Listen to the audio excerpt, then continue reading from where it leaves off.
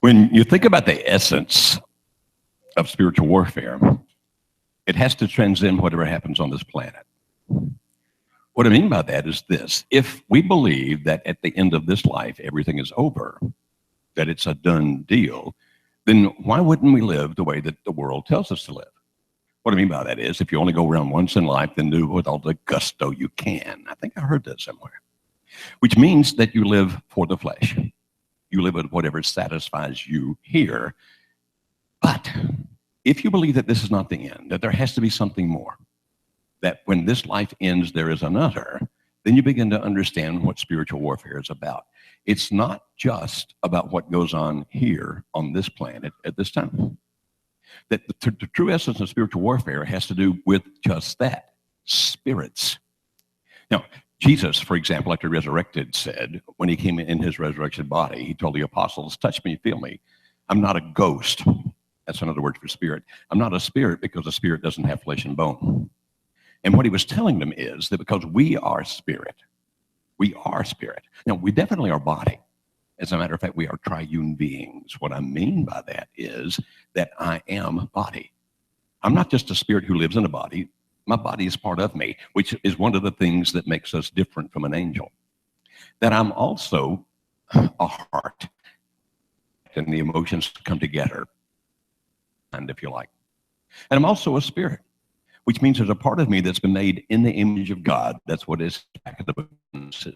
Because I'm made in the image of God, that spiritual part of me, that's what makes us different than the other animals on the planet.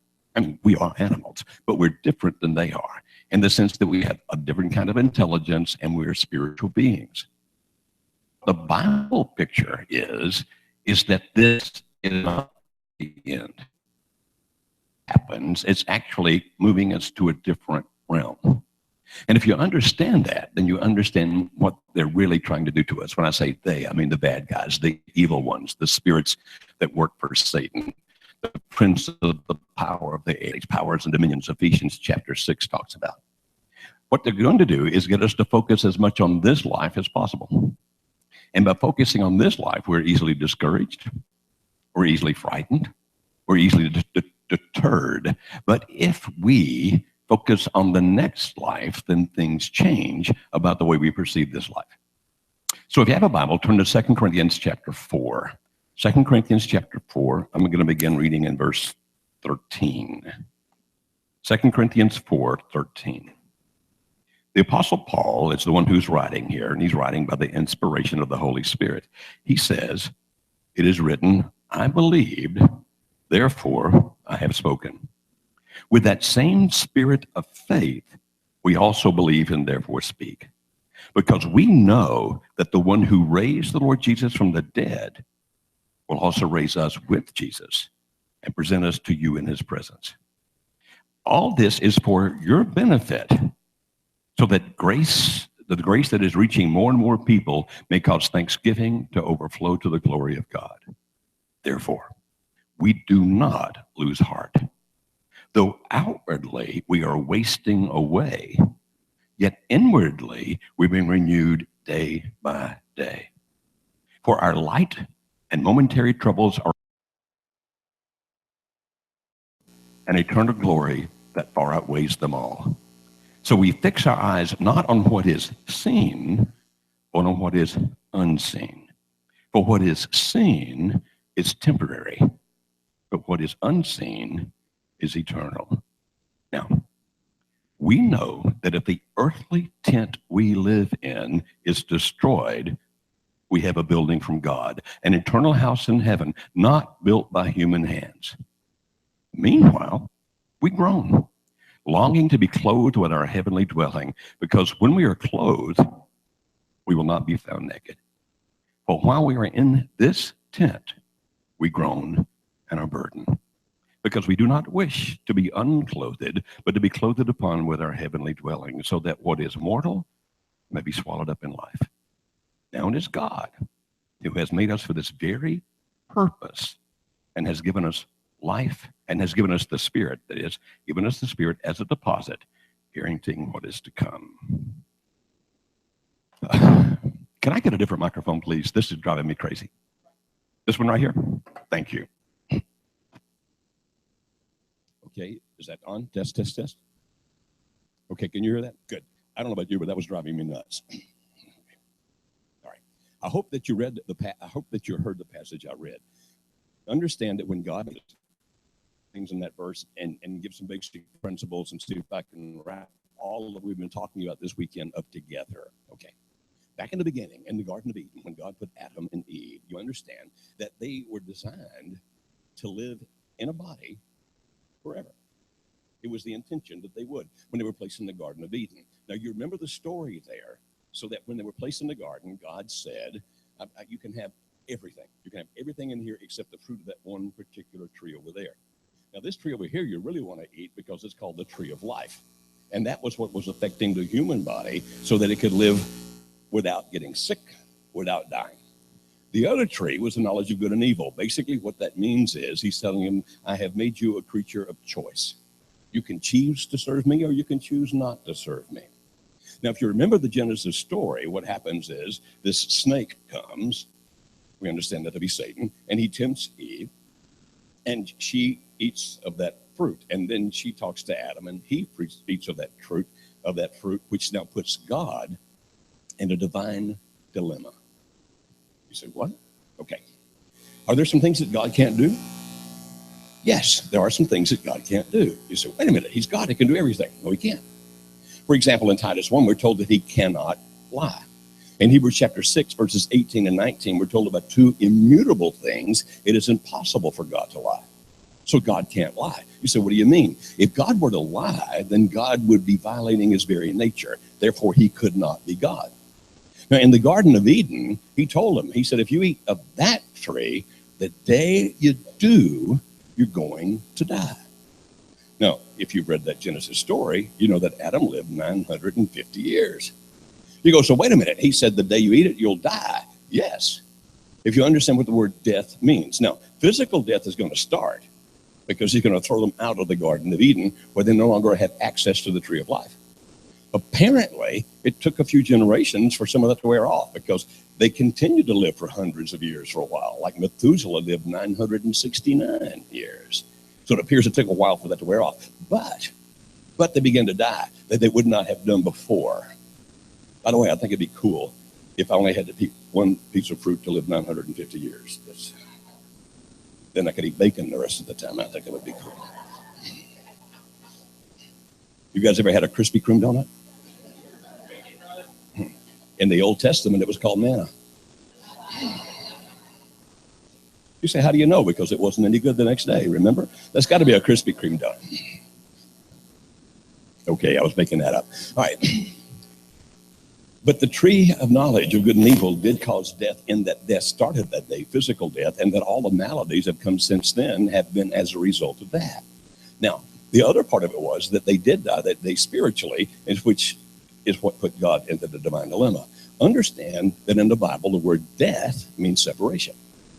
And so if you die to something, you're separated from it. So when it says we die to sin, it means we're separated from sin. Physical death is the separation of the body and the spirit. That's what James writes about.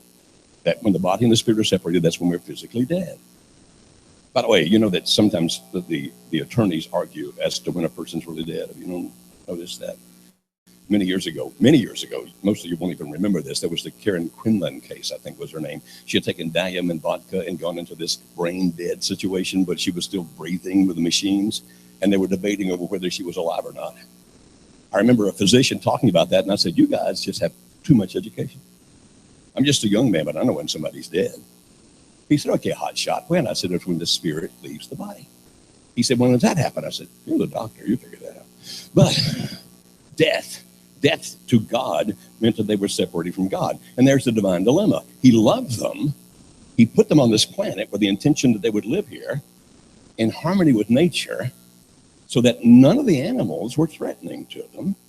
And if you read the book of Genesis, at that point, every animal ate vegetables and leaves and grass and those kinds of things. There were no carnivores back then.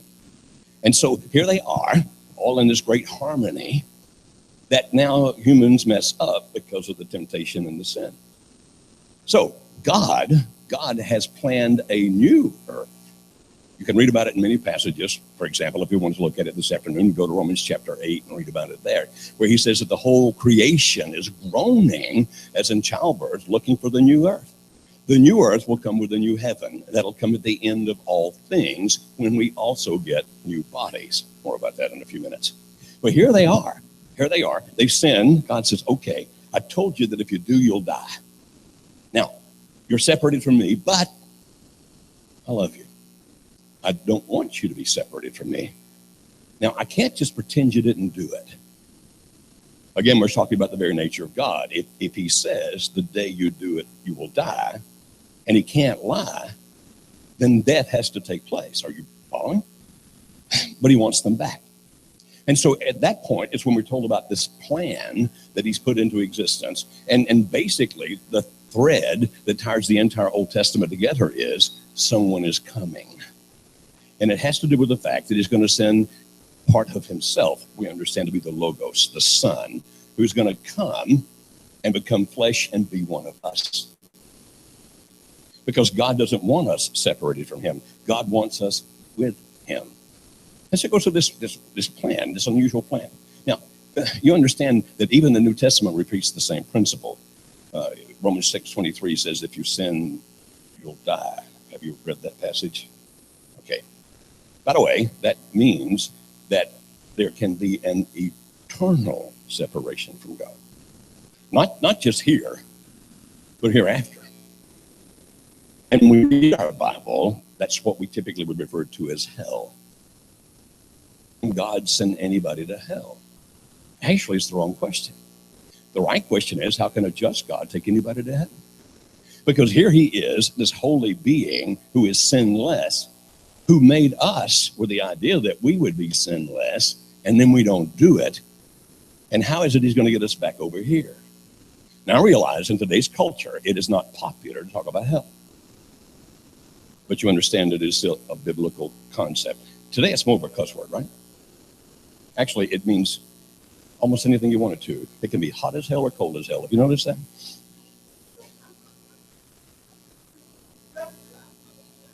Anybody else think that's inconsistent?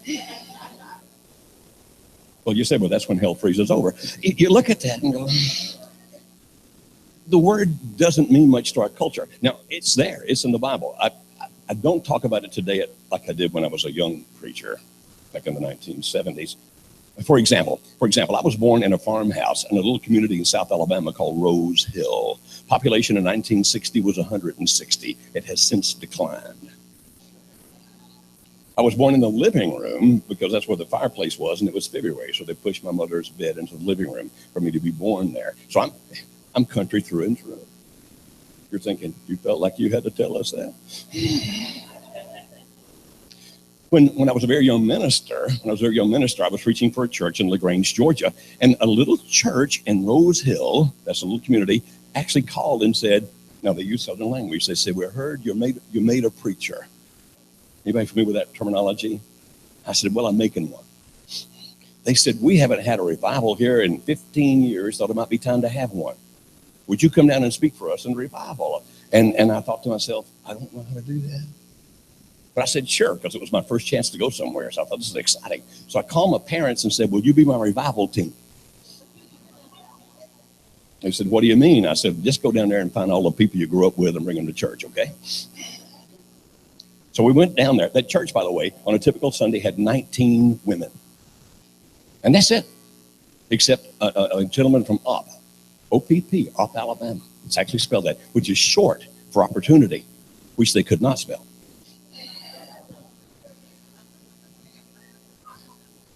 Would drive over and preach for them on Sunday, okay? So these 19 little old ladies wanted that, and so here we went. My parents found all those people, and that Sunday morning in June, the little place had 89 people in it, which is the biggest crowd it had seen ever. It was June in South Alabama, where the law is that the humidity has to match the temperature. It was in the 90s. It was stuffing. And so they had one little window unit air conditioner that took one look and gave up. They opened the windows and it was hot. I mean, it was really hot. So I thought, well, since it's this hot, I'll just preach on hell. And I did. Now, back in those days, we didn't have microphones. You understand, little country churches didn't have to, you had to yell with a building packed full of people. And I was quoting Romans chapter 6:23 that says, the wages, because I yelled a lot back then, the wages of sin is death. And I paced back and forth dramatically. And I said, you know what that means? That means you deserve to go to hell. I didn't mean to, but I pointed to the guy on the second row. Now, you can ask my wife. I'm not making any of this up. Turned out it's the first time in his life he'd ever been to church.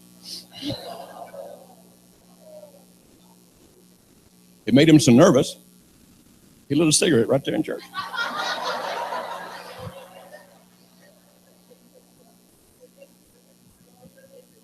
The little place was so packed, they couldn't see the cigarette. All they saw was the smoke. They thought, that boy's good.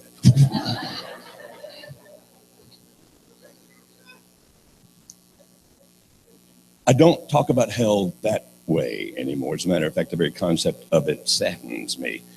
According to 2 Peter, some of the angels already are there, reserved in chains of darkness, that people who do not know God will go there when the final day comes. As a matter of fact, Paul would write to the Thessalonians and say that the angels of God, not the bad angels, the good angels, will come on that day in flaming fire, taking vengeance on them that know not God, meaning that that can be where you wind up. And that is the essence of spiritual warfare. It's not so that God can give us just an abundant life here, although God can.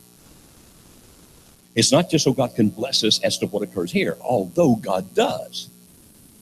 It really has to do with that looking beyond, which is what that passage was all about that I read for you, because it says this body is a tent. We're only going to live in it for a period of time because we don't have access to the tree of life. This body is going to die. But because my body is part of who and what I am, when I become bodiless, I'll be craving my body. I want it. And so Paul would go on to tell the Corinthians in 1 Corinthians 15, you're going to get it. Come resurrection day, you're going to get a new body. This one is corruptible. That one's not. This one can get sick. That one won't. That one's not going to be. This one ages, and that's what he said there in chapter 4 when he said, we're wasting away. Anybody live long enough to discover that things are changing? Anybody familiar with the rock group from back in the day called Little Feat? Remember their song, Old Folks Boogie? When your mind makes a promise that your body can't keep, things change. And he said, this new body's not going to be like that. And sometimes people say, well, what's it going to look like? Well, what John would say later is that we do not yet know, but it'll look like him, look like Jesus. Now, that doesn't mean a blue-eyed, blonde-haired European. You understand that the painting we have of Jesus is totally inaccurate. You do understand that, right? He was not a European. He didn't have blue eyes. He didn't have blonde hair. He was a Jew, which meant that he was probably relatively short. And only the Nazarites had the long hair. He wasn't one, so he would have had actually short hair. He was a carpenter. Rather than those fine hands you see in the painting, it would have been rough, tough hands. You understand? He would have been probably swarthy. And I'm quite convinced he had a big nose, because that's a sign of deep spirituality. Can't prove that one, but I'm pretty sure I'm right. And so here he is. We're going to get the new body, and the new body is going to do things the old body couldn't do, because when he came in his new body, remember after the resurrection, he could walk through walls. I think that's going to be cool as grits. You say, well, will he still eat? Actually, the Bible paints the picture that we will eat. As a matter of fact, the Bible paints the picture that we'll do all the kinds of things that we're doing here, except that when the new heaven and new earth come together, no sin, no sickness, no death. So you understand God's divine no limit was, I made you to be there to begin with, and you messed it all up. And so the world has changed. From this point on, ladies, you're going to have pain when you have a child. Oh, and the animals are going to be different too. No longer are you the master over all of them. As a matter of fact, you're going to live in fear of some of them. Anybody have that problem? How many of you are afraid of spiders? How many are afraid of snakes? How many are afraid of tigers? No, you're not afraid of tigers? I'm just saying there are animals out there that'll eat you. You have figured that out, right? Or at least kill you. I'm afraid of cats. You say, why?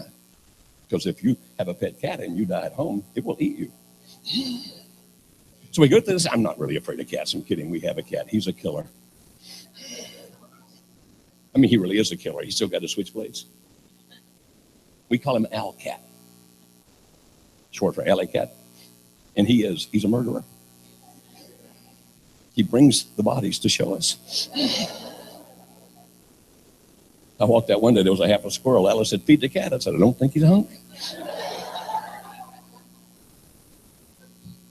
Oh, quick story about Al Cat. Our daughter came home one day, and Al Cat, we have coyotes out there, you understand, and Al Cat was torn up, and he was under a bush, and they thought, oh my, the coyotes had gotten to him, so they wrapped him in a towel, you understand, so that he wouldn't hurt them with the switchblades. They took him to the vet. The vet said it's going to cost $600, and I still can't guarantee he will live. So they called Alice and said, what do we do? And Alice said, we can't afford that. Have him put to sleep. And so they put the cat to sleep. They all cried. Alice cried. And they drove back home, and as they pulled in the yard, on the front porch was Al Cat. We don't know whose cat we killed.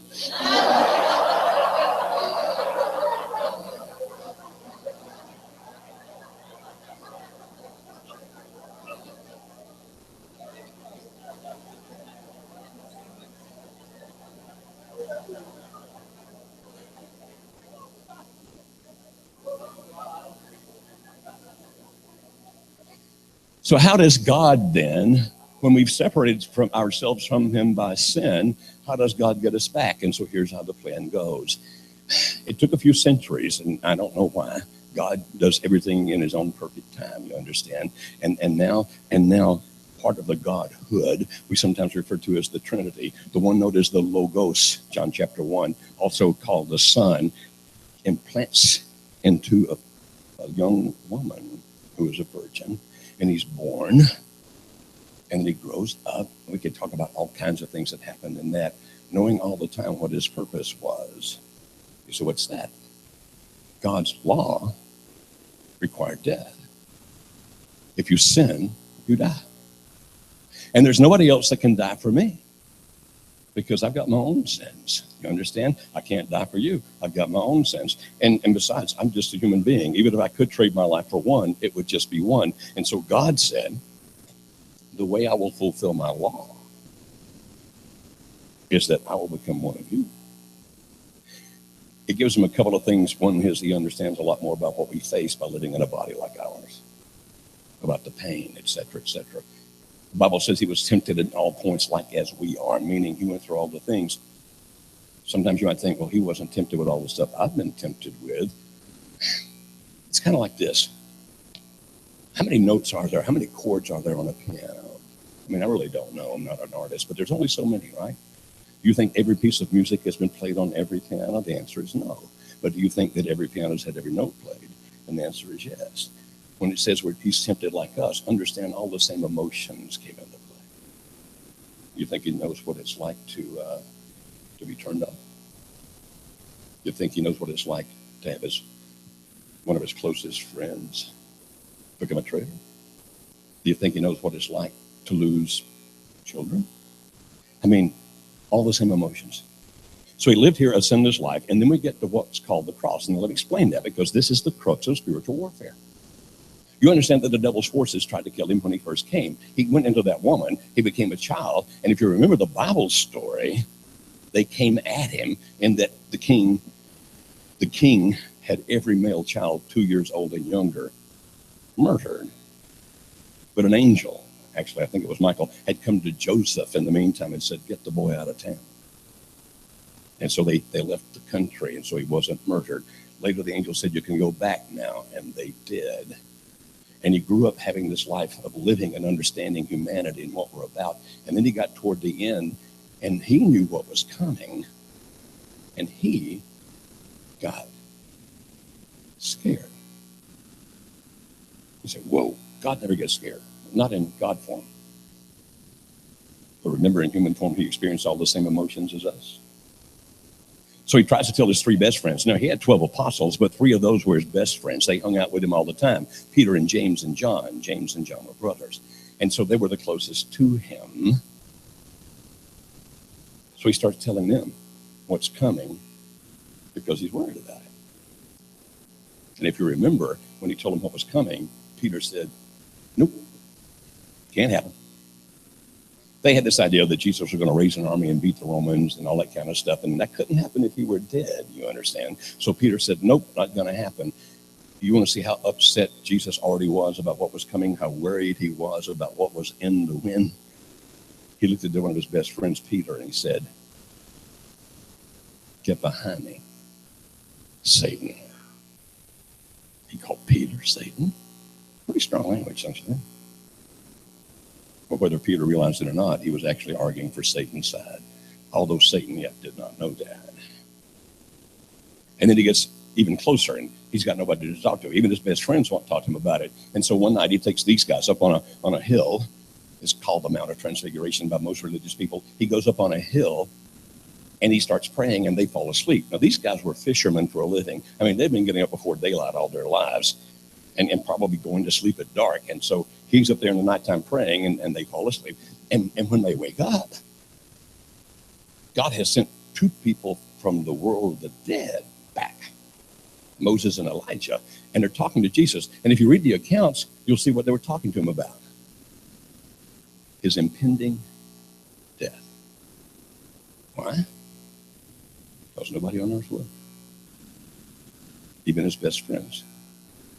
But he needed to talk. So these guys come back from the dead to talk to him about it. Peter wakes up and sees him.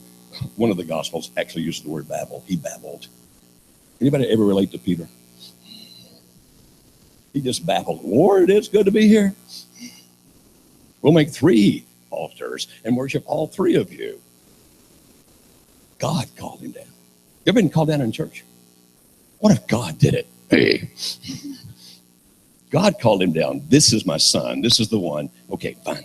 And he gets closer. He knows what's going to happen.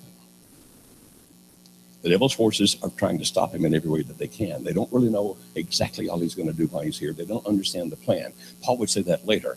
He said if the rulers of this age had known what they were doing when they crucified Jesus, they would not have done it. So they don't understand what's coming. And you remember the story. That they go to this supper. By the way, if you've seen the Da Vinci painting of the Last Supper, it's all wrong. Because it looks like somebody said, y'all all get on this side of the table for the picture.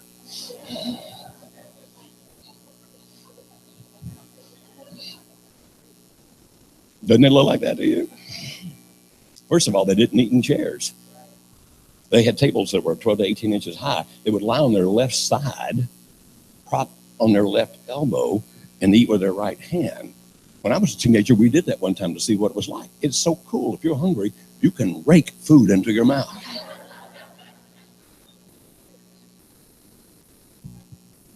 And because he knows what's coming, he's worried. And he says, one of you is going to betray me. Typical Peter. We now get to understand why they all are. Because Jesus is lying on his left. I mean, this is the way they did it. The next guy to him is the Apostle John. The next guy to him is the Apostle Peter.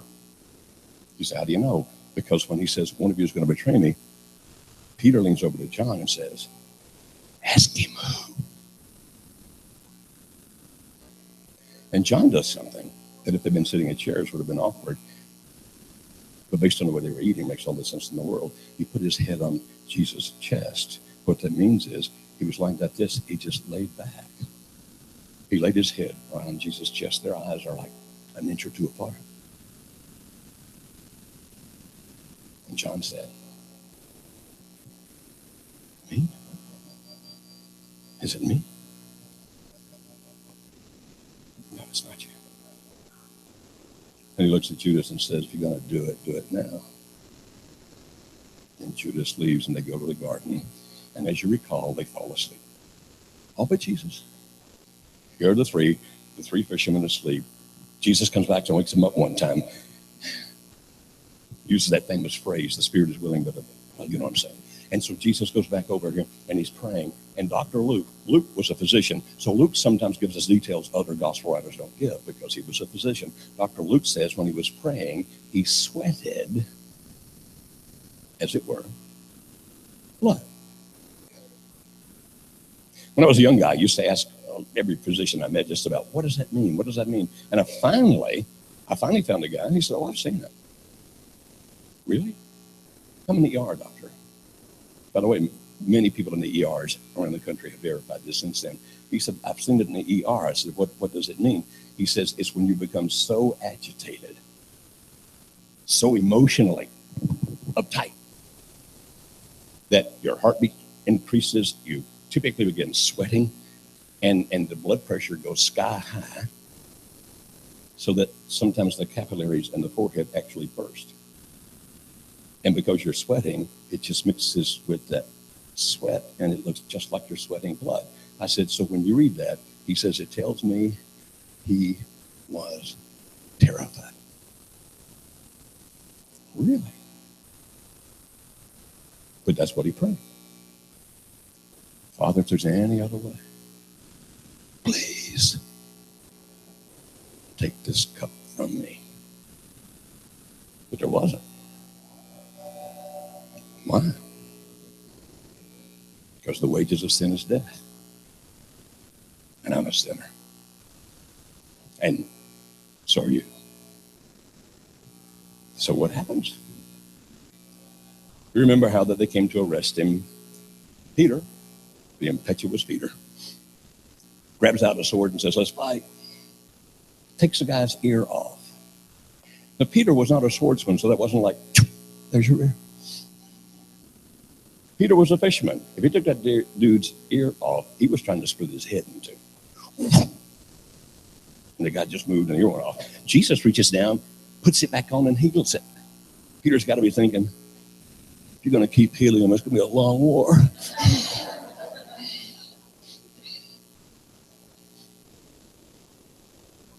He says, you live by the sword, you die by the sword. Peter doesn't know what to do. If we can't fight, what do we do? So he runs. Everybody runs. All of them run. Except one. John. He's not running. I'm skipping over in the story some so I can give you the essence of spiritual warfare. He's tried one false trial after another. The Romans try him, the Jews try him. Finally, he's taken and he's flogged. Then he's taken to a cross. I've heard so many sermons about how bad the whipping had to be, about how bad the splinters had to be. And I'll guarantee you, I don't want that whipping, and I don't want those splinters. But if you concentrate on those, you miss the story. Because you do understand that there were many Christians who would follow Jesus, who later would be crucified, and they went to death singing.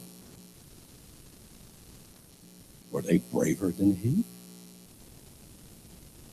He was crying and begging not to go. Were they braver than he? No. They weren't facing what he was going to face. As bad as a whipping and splinters are and nails, he was facing something so much worse. So much worse. You say, what? And now we get to this thing that's very, very difficult to comprehend. It's really difficult to understand. They hang him on the cross. They hang him. Remember? They nail him. By the way, the nail crucifixion was the humane way. The ropes crucifixion was the really, really bad way, but we don't need to describe that right now. And he's hanging there, and he's hurting. But it's a pain that we cannot begin to comprehend, because here's what happens. Paul would say right here in 2 Corinthians, he who knew no sin was made sin for us. What? All that sin had to be punished by death. Now understand the word death means separation. Are you still with me? Death means separation. So everything that you've ever done wrong, that God would ever forgive, was put onto him there that day. Anything anybody's ever done wrong Old Testament included, the future of the world, however long that might be. Everybody who would ever be forgiven, their sin was placed on him that day. You say, well, but that violates the sense of time. God is timeless. And so the sin was put on him. And so on the cross, Jesus became an adulterer. On the cross, Jesus became a murderer. On the cross, Jesus became a rapist. On the cross, Jesus became a child molester. All of that sin was put on him. And now the death occurs before the physical death occurs. So what? Remember the story? It turned dark. You know why it turned dark? We will be told later by James that God is light. In him there's no darkness at all. You know why it turns dark? The Father leaves. For the one and only time in history, God wasn't here. Why? The wages of sin is death. Death is separation. And in his pain, see, we can't begin to comprehend what it is for God to be split apart like that. I mean, I don't comprehend it. But in his pain, he screams, Eloi, Eloi, lama sabachthani. And the people there thought he was calling for the prophet. But it's interpreted for us, he was screaming. The Hebrew writer actually says he screamed it. My God. Oh, my God. What? Why have you forsaken me? That's hell. Do you understand? That's hell. He didn't die and go to hell. He went to hell and died. And he's hanging on this cross with all that sin on him, suffering, so that I would never have to pay the debt because he did. Later, the Bible will say, well, you're saved by his blood. You say, how does blood? In the Bible, blood is synonymous with life. And so when it says we're saved by the blood of Jesus, it's saying we're saved by the life that he gave. You understand? That's what it's talking about. And I've sometime in my mind imagined what it must have been like. Just my imagination now. Just my imagination. The Bible says that Satan is this beautiful creature, by the way, in Ezekiel 28. In my mind, when that darkness happens and God leaves the planet, my imagination, I can see Satan float down eye to eye with Jesus. Nobody's seeing him. No humans other than Jesus, because I can imagine him looking at this man who is God, tortured, and saying something such as, look at you. I offered you the world if you would follow me, and you turned me down. For what? These people who are killing you, that's why. You're a fool. They don't love you. They love me. They don't want what you offer. They want what I offer. In my imagination, I can see Michael, the archangel, turn to the Father and say, let me at him. Let me go. And God says, no. But God, no. We watch. And when finally he gave up the ghost, if you read the King James, when finally the final moment of death came, it says the earth, there was an earthquake. In my imagination, that's God letting Michael go. And he's going too fast to stop.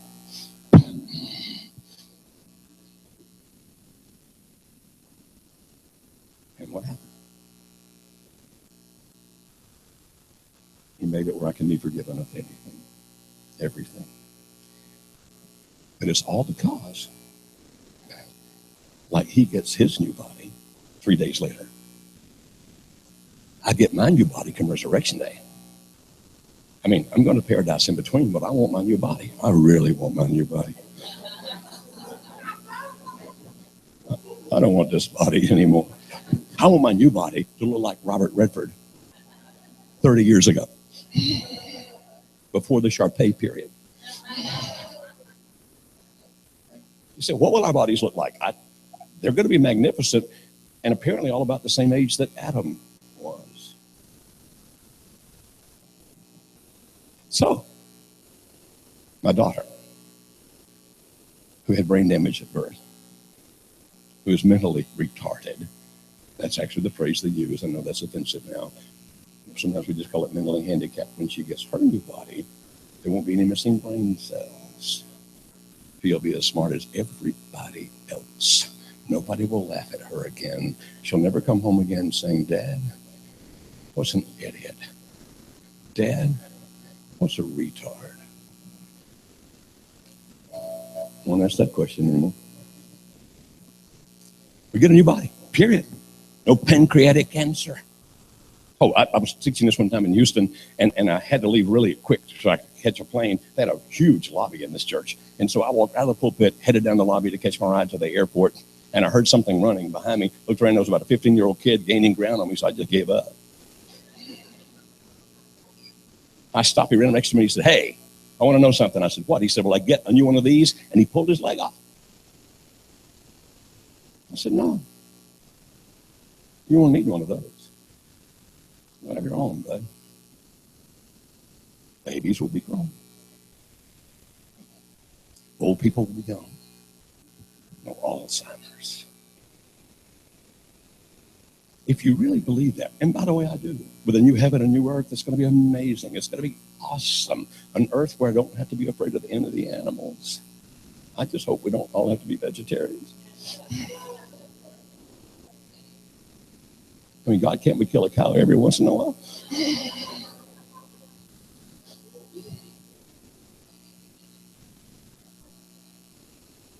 If you really believe that,